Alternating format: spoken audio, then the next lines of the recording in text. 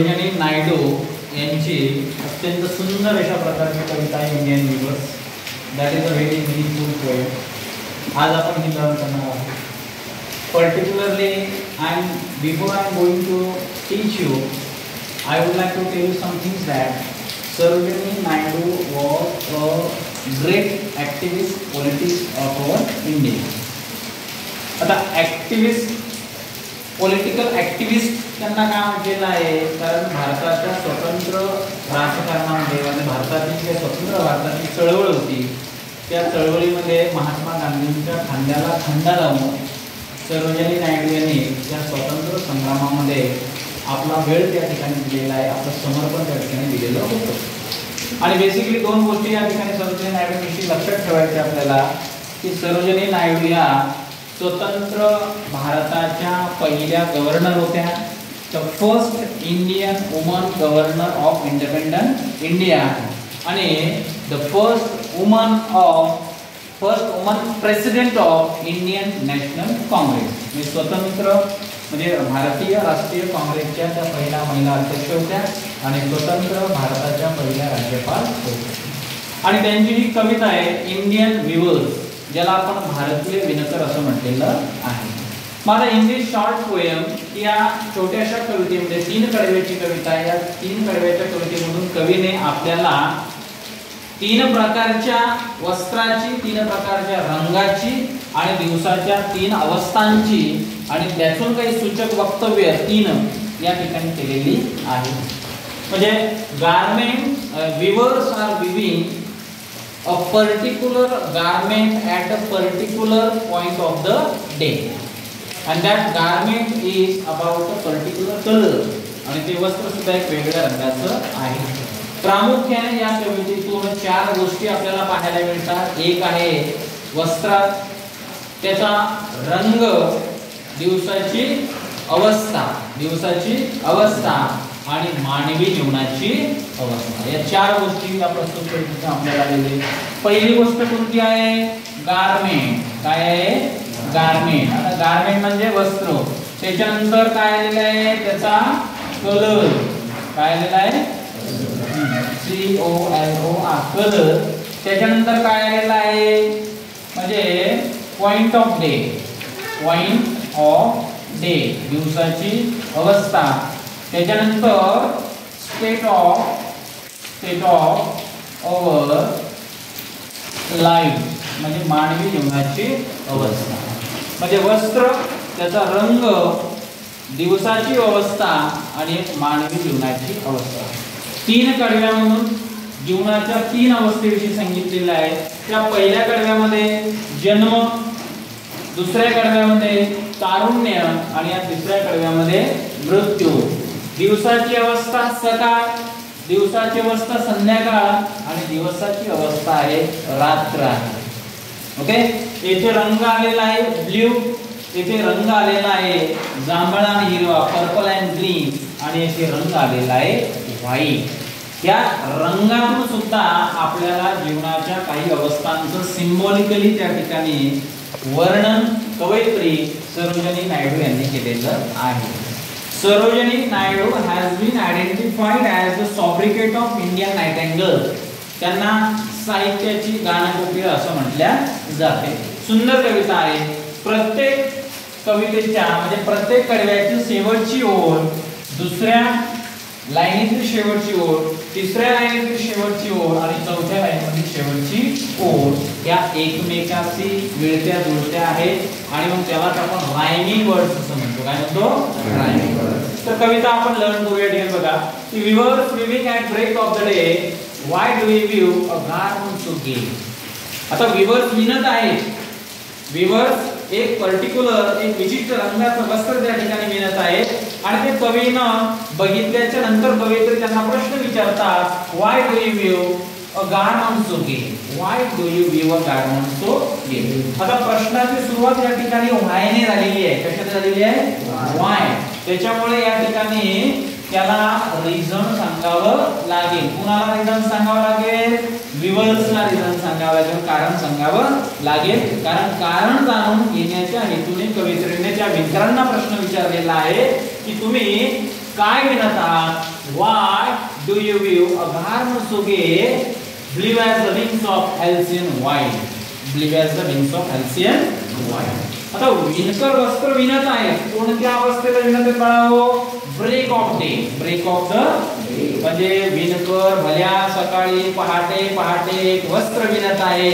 ते कवयित्रीने पाहिल्याच्या नंतर कवयित्री त्या विणकरांना प्रश्न विचारतात की जे निळ्या रंगाचं वस्त्र आहे, हॅल्सियन पक्षाच्या निळ्याच्या पंखाप्रमाणे आहे, ज्याला किंगफिशर म्हणतात, की त्या किंगफिशर पक्षाचे रंग, पक्षाचे पंख हे निळे आहेत आणि त्या पक्षाच्या निळ्या पंखाच्या रंगाप्रमाणे हे निळं वस्त्र तुम्ही का विणत आहात? आणि विणताना अवस्था आहे गे, आनंदाने. काय आहे? आनंदाने विणत आहात. आणि मग प्रश्न विचारला कवयित्रीने, कुणाला विचारला? विणकरांना विचारला. काय विचारला?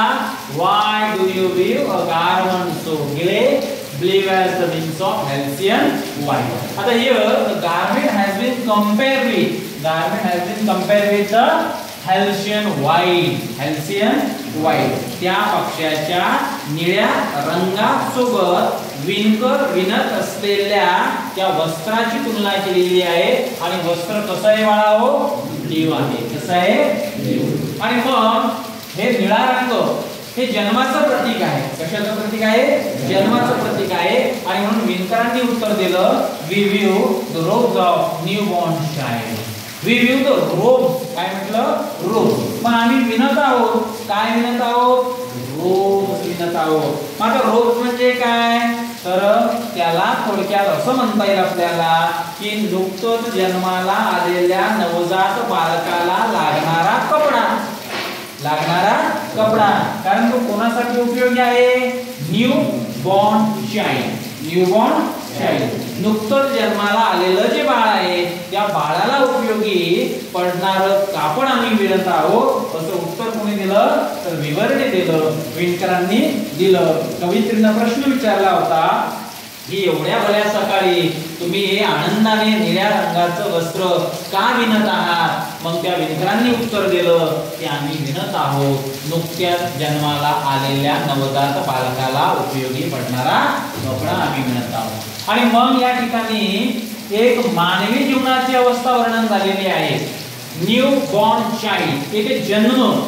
आता आपल्या जन्माची सुरुवात ही आपल्या जन्मापासून होते. जेव्हा आपण आईच्या उदरातून बाहेर येतो तेव्हा हे विश्व आपण पाहतो. येथे आपला जीवन जगण्याचा प्रारंभ होतो. म्हणजे या कडव्यामध्ये काय आलेलं आहे? तर बर्थ आलेला आहे. काय आलेला आहे? बर्थ. मग बर्थ म्हणजे काय? तर बर्थ म्हणजे जन्म. बर्थ म्हणजे, आणि मग जन्माचा उल्लेख या पहिल्या कडव्यातून या ठिकाणी आलेला आहे. आता गारमेंट कोणता आहे? रोब्स आहे. काय आहे? रोब. कलर कोणता आहे? ब्ल्यू आहे. कोणता आहे? Blue. Point of the day कोणता आहे? त्याच्यानंतर मॉर्निंग आहे. काय आहे? मॉर्निंग. त्याच्यानंतर स्टेट ऑफ लाईफ काय? मानवी जीवनाची अवस्था काय आहे? तर बर्थ आहे. काय आहे? बर्थ. म्हणजे रोब, ब्ल्यू, मॉर्निंग आणि बर्थ या चार गोष्टी आलेल्या आहेत. कपडा आहे रोब, रंग आहे निळा, दिवसाची अवस्था आहे सकाळ आणि मानवी जीवनाची अवस्था आहे जन्म. काय आहे? जन्म. आता या कडव्यामध्ये कोणकोणती अलंकार आहेत हे आपण नंतर पाहू. पण पहिलं कडवं या ठिकाणी लक्षात आलं का आपल्या की रिव्हर्स विविंग, विणकर विणत आहे. केव्हा विणत आहे? Break of the day. Break of the भल्या सकाळी विणत आहे. कुणी पाहिलं? कवयित्रींनी पाहिलं. प्रश्न कोणी विचारला?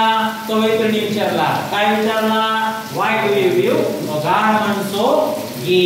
एवढ्या आनंदाने तुम्ही काय विणत आहात?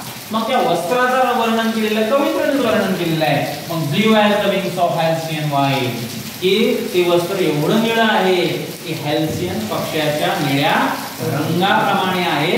आणि हे वस्त्र तुम्ही एवढ्या आनंदाने का विणत आहात? विणकरांनी उत्तर दिलं, we weave the robes of new born child. तर आम्ही विणत आहोत नुकत्याच जन्माला आलेल्या नवजात बालकाला लागणारा कपडा आम्ही विणत आहोत. ओके. आता सेकंड स्टॅन्झा बघा. मग in the second stanza poetic Sarojini Naidu has been observe the activity of viewers. मग कवयित्री परत या ठिकाणी विणकरांच्या विणण्याच्या अवस्थेचं ऑब्झर्वेशन करते आहे, निरीक्षण करते आहे. कारण विणकर विणत आहेत आता दिवसाच्या वेगळ्या अवस्थेला वेगळं कापड या ठिकाणी विणत आहे. आणि म्हणून कवयित्री म्हणते we were swimming at fall of night, we were swimming at fall of night. की आता विणकर विणत आहे संध्याकाळच्या वेळेला विणत आहे. केव्हा विणत आहे? संध्याकाळच्या वेळेला. फॉल ऑफ नाईट, दिवसाची अवस्था कोणती आहे? फॉल ऑफ नाईट आहे. मग कवयित्रीने प्रश्न विचारला, why do you view a garment so bright, why do you view a garment so bright. की एवढं तेजस्वी, एवढं रंगी बेरंगी चकमकीत वस्त्र तुम्ही का विणत आहात? क्वेश्चन आहे. परत कवयित्रीला रिझन जाणून घ्यायचं आहे. काय जाणून घ्यायचं आहे? कारण जाणून घ्यायचं आहे. वस्त्राचं वर्णन विणकरांनी केलेलं नाही, फक्त वस्त्र कोणतं विणत आहे हेच सांगितलेलं आहे. कवयित्रीने त्या वस्त्राचं वर्णन केलेलं आहे. Like the plumes of peacock purple and green. आता वस्त्र कसं आहे तर मोर पिसाच्या म्हणजे मोराच्या पिसाप्रमाणे आहे. की त्या मोर पिसाचा रंग कसा असतो? पर्पल अँड ग्रीन आहे. कोणता आहे? Purple and green. मग कवयित्रीने विचारलं की एवढं तेजस्वी, एवढं रंगीबेरंगी हिरव्या आणि जांभळ्या रंगाचं वस्त्र, की जे वस्त्र कसं आहे तर मोराच्या हिरव्या आणि जांभळ्या मोर पिसा सारखं आहे. ते वस्त्र तुम्ही का विणत आहात? काय म्हटलं? तुम्ही का विणत आहात? व्हायने प्रश्न विचारलेला आहे. कशाने प्रश्न विचारला बळा हो? व्हायने. आणि मग विणकरांनी उत्तर दिलं. विणकर काय म्हणतात? Review the marriage veils of queen. राणीच्या लग्नातला शालू आम्ही विणत आहोत. कुणाच्या लग्नातला? राणीच्या लग्नातला शालू आम्ही विणत आहोत. म्हणजे या जगातील प्रत्येक स्त्रीला तिच्या आयुष्याच्या एका महत्त्वाच्या प्रसंगी लागणारा कापड आहे, त्याला शालू म्हटलेला आहे. काय म्हटलेला आहे? राणीच्या लग्नासाठीचा शालू आम्ही विणत आहोत. मग पर्टिक्युलरली हा राणीच्या लग्नासाठी शालू म्हटला काय ते? तर प्रत्येक मुलीला तिच्या लग्नासमयी उपयोगी येणारा हा शालू आम्ही विणत आहोत. आणि हिरवा आणि जांभळा रंग बाळाहो प्रतीक आहे, भरभराटीचं प्रतीक आहे. Green colour symbolises the progress, development, prosperity. हिरवा रंग जो आपल्याला आपल्या तिरंग्यामध्ये दिसतोय, तो तिरंग्यातील हिरवा रंग काय सूचित करतोय? भरभराट सूचित करतो. माझ्या या देशाची अशीच भरभराट होऊ दे, माझ्या या देशाची अशीच प्रगती होऊ दे. आणि मानवी जीवनाची अवस्था कोणती सांगितली रे बाळा? होते मॅरेज सांगितली. काय सांगितले? मॅरेज. मग मॅरेज केव्हा करत असतो आपण? युथ मध्ये, तारुण्यामध्ये. केव्हा करतो? तारुण्यामध्ये. तारुण्य ही अवस्था आपल्या जीवनाची अशी आहे की ज्याच्यामध्ये आपण काय करतो? आयुष्याची भरभराट करतो. आपण आपल्या स्वप्नांचा पाठलाग करतो. आपण आपली ध्येय पूर्ण करतो. आपण आपल्या जीवनाला आकार देतो. We try to establish the existence of our life in particularly in which state of life? Youth. आपण तारुण्यामध्ये आपल्या जीवनाला आकार आणि उकार देण्याचा प्रयत्न आपण करत असतो. आणि म्हणून पर्टिक्युलरली हा शब्द आहे मॅरेज. आणि या मॅरेज शब्दावरून आपल्याला असं लक्षात येते की येथे दिवसाची नव्हे तर येथे मानवी जीवनाची अवस्था वर्णन केली आहे, ती म्हणजे तारुण्य आहे. कोणती आहे? तारुण्य. कारण मॅरेज वेल्स हा एक विशिष्ट कपडा आहे, तो तारुण्यामध्ये उपयोगी आहे. कसा आहे? तारुण्यामध्ये. आणि मग येथून तारुण्यातून खऱ्या अर्थाने मानवी जीवनाला नव्याने प्रारंभ होत असतो, नव्याने सुरुवात होत असते. मी तर असं म्हणेन की मुलीच्या इथे लग्न म्हणजे हा मुलीचा दुसरा जन्म आहे. लग्न म्हणजे हा जगातील प्रत्येक मुलीचा दुसरा जन्म आहे. कारण तेथे नवं वातावरण, नवे विचार, सगळं काही नाविन्य असते तिच्या जीवनामध्ये, आहे की नाही? आणि म्हणून लग्न ही मुलीची एक नवीन जीवनाकडे जाणारी वाटचाल आहे. आणि तरुणासाठी सुद्धा पुरुषांसाठी सुद्धा एका नव्या जीवनाच्या दिशेने होणारी ती वाटचाल असते आणि म्हणून तारुण्य अत्यंत महत्त्वाची अवस्था आपल्या जीवनातली असते. आणि दिवसाची जी महत्त्वाची अवस्था कोणती असते? संध्याकाळ असते. कोणती असते? संध्याकाळ. की संध्याकाळी महत्त्वाची का म्हटलेलं आहे?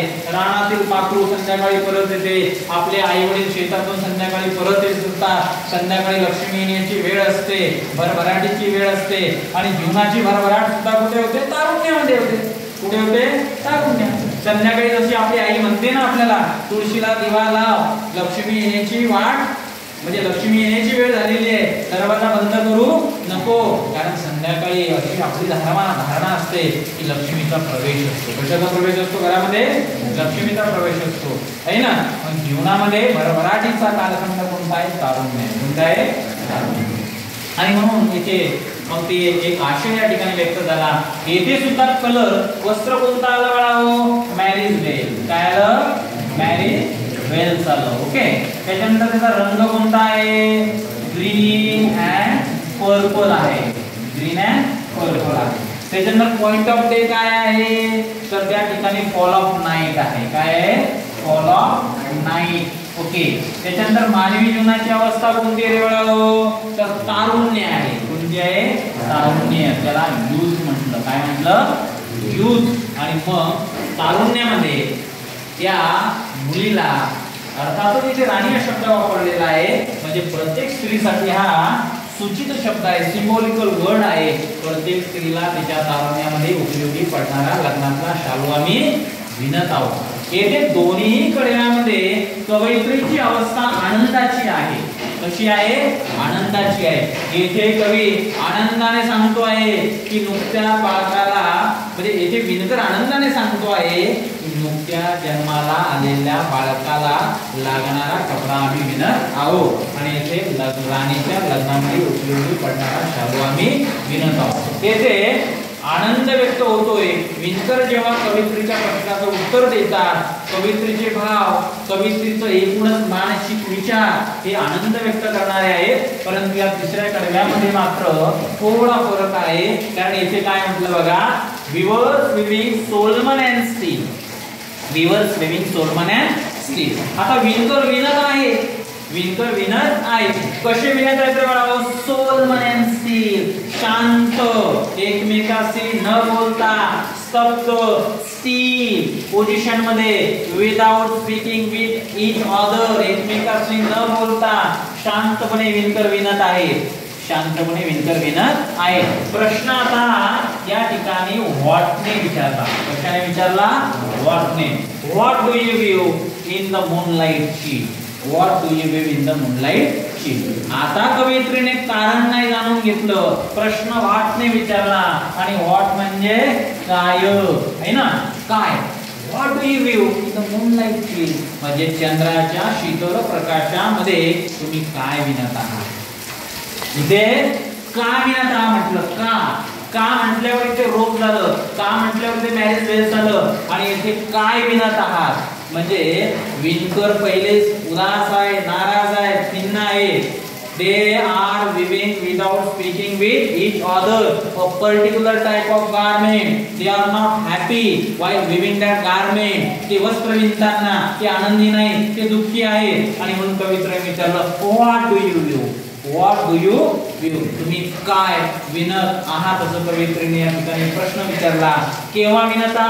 तर मूनलाईटची, म्हणजे रात्रीच्या चंद्राच्या शीतल प्रकाशामध्ये तुम्ही काय विणत आहात? White as a feather, white as a cloud. म्हणजे कवयित्रीने त्या वस्त्राचं वर्णन केलं की जे पांढरं शुभ्र आहे, पांढरं शुभ्र आहे. मग पांढरं शुभ्र कशासारखं आहे? तर एखाद्या पांढऱ्या शुभ्र पिसाप्रमाणे आहे. अजून ते पांढरं शुभ्र कसं आहे? तर पांढरं शुभ्र एखाद्या निरभ्र पांढऱ्या ढगाप्रमाणे आहे. कशाप्रमाणे आहे? त्याचा उन्हाळ्याच्या दिवसामध्ये एखादा ढग आपल्याला कापसाच्या आकाराचा दिसतो, पांढरा शुभ्र दिसतो.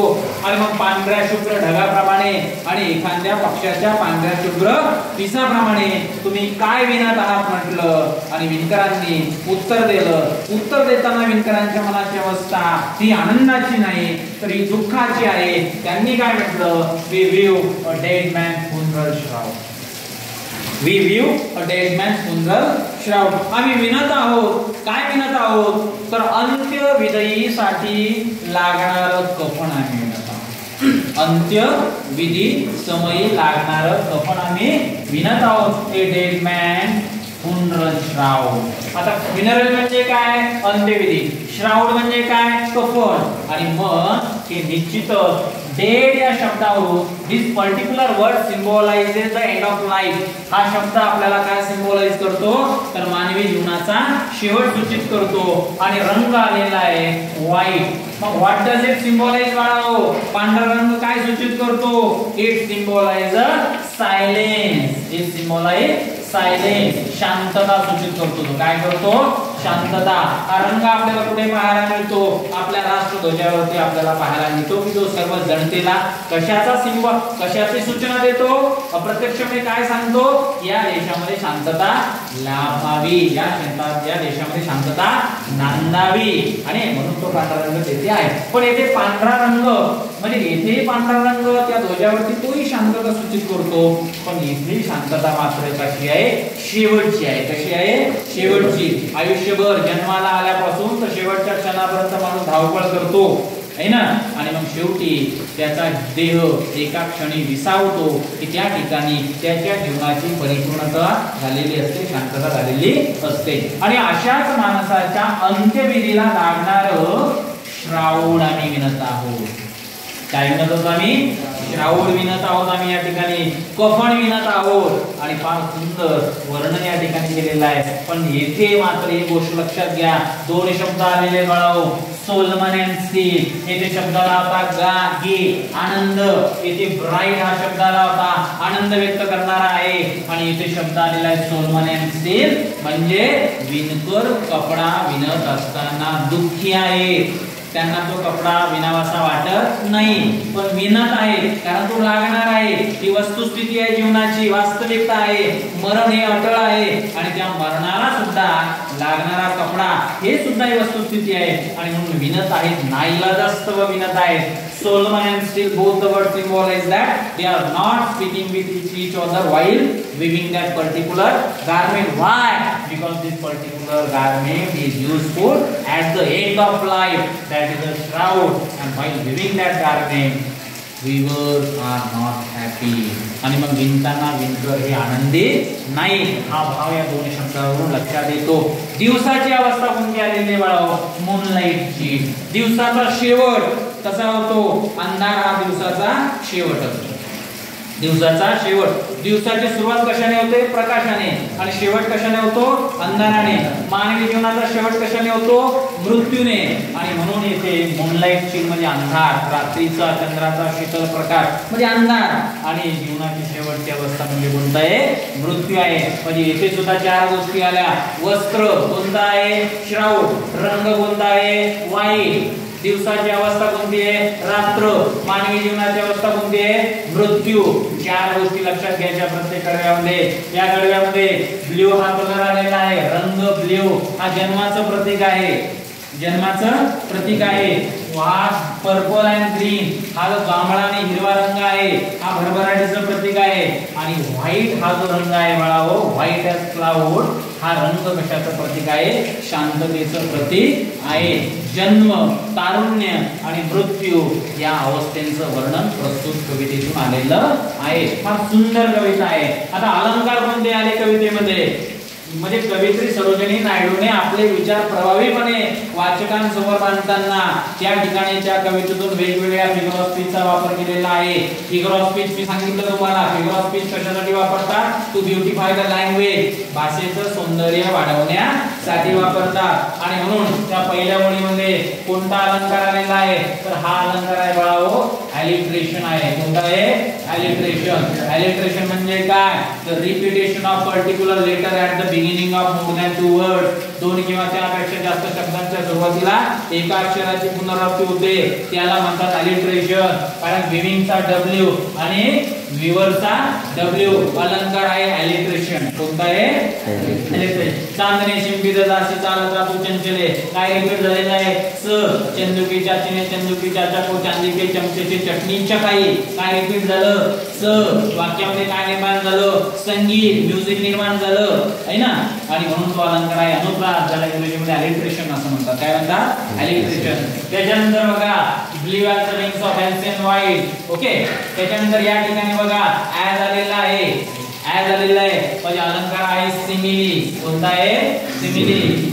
because the garment is compared with the halcyon white. वस्त्राच्या निळ्या रंगाची तुलना कोणासोबत केलेली आहे तर किंगफिशरच्या निळ्या रंगासोबत. halcyon white किंगफिशर नावाचा पक्षी तो कोणत्या रंगाचा आहे निळ्या रंगाचा आहे. वस्त्र कोणत्या रंगाचं आहे निळं आहे. या निळ्या रंगाच्या वस्त्राची तुलना याच्यासोबत केली आणि मग कंपॅरेटिव्ह वर्ड कोणता वापरलेला आहे ॲज. अलंकार कोणता होतो सिमिली. कोणता होतो सिमिली. उपमेय आणि उपमा हे दोन्ही एकमेकांसारखं आहे असं वर्णन जेथे असते तेथे अलंकार कोणता असतो सिमिली असतो. कोणता असतो सिमिली.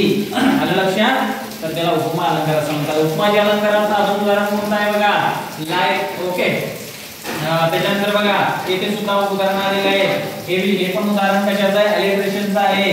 नंतर उदाहरण या ठिकाणी परत सिमिलीचं आलं. Why do you weave a garment so bright. आता गारमेंट कसं आहे like the plumes of peacock purple and green. आता वस्त्र कसं आहे गारमेंट सो ब्राइट पण कसं आहे लाईक आहे च्या सारखं आहे. कशासारखं आहे वस्त्र कशासारखं आहे आता मोराच्या जांभळ्या आणि हिरव्या मोरपिसा सारखा आहे.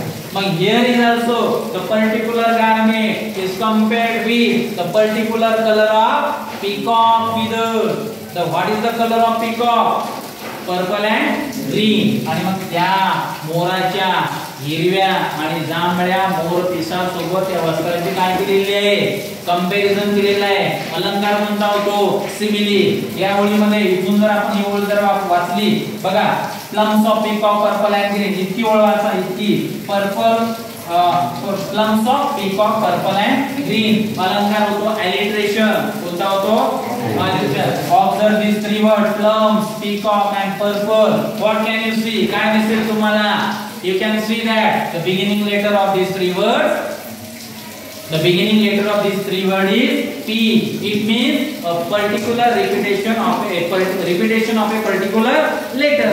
म्हणजे एका विशिष्ट लेटर काय झालं रिपीटेशन झालं P P P. अलंकार कोणता होतो रिपीटेशन. अलंकार कोणता होतो अलिटरेशन. कोणता होतो अलिटरेशन. आलं लक्षात. मग येथे अनुप्रास आहे. कोणता अलंकार आहे अनुप्रास. त्याच्यानंतर इथे कोणता आलेला आहे बघा इमेजरी आलेला आहे. इमेजरी अलंकार म्हणजे काय असं वर्णन असते निसर्गाचं वर्णन. इथे वर्णन ऐकल्याच्या नंतर आपल्या मनामध्ये त्या निसर्गाच्या वर्णनाची कल्पना येते. इथे रात्रीचं वर्णन आलेलं आहे. रात्र कशी आहे मूनलाईट चिल आहे. कशी आहे What do you view in the moonlight chill? White as feather, white as cloud. आता moonlight chill म्हणजे काय चंद्राचा शीतल प्रकाश. चंद्राचा शीतल प्रकाश. चंद्राचं वर्णन आलं रात्रीचं वर्णन आलं चंद्राच्या शीतल प्रकाशाचं वर्णन आलं निसर्गाचं वर्णन या ठिकाणी आलं. आणि जेथे निसर्गाचं वर्णन असते तिथे इमॅजिनरी असतो आणि ते वर्णन ऐकल्याच्या नंतर त्या दृश्याची त्या सिनरीची ऑटोमॅटिक आपल्या मनामध्ये काय येते इमेज येते. काय येते इमेज. म्हणून त्याला इमेजरी म्हणतात. काय म्हणतात इमेजरी. परत या ठिकाणी बघा आलेला आहे सिमिली. कोणता आलेला आहे white as feather, white as cloud. Here again the particular garment is compared with the feather and cloud. Feather and cloud.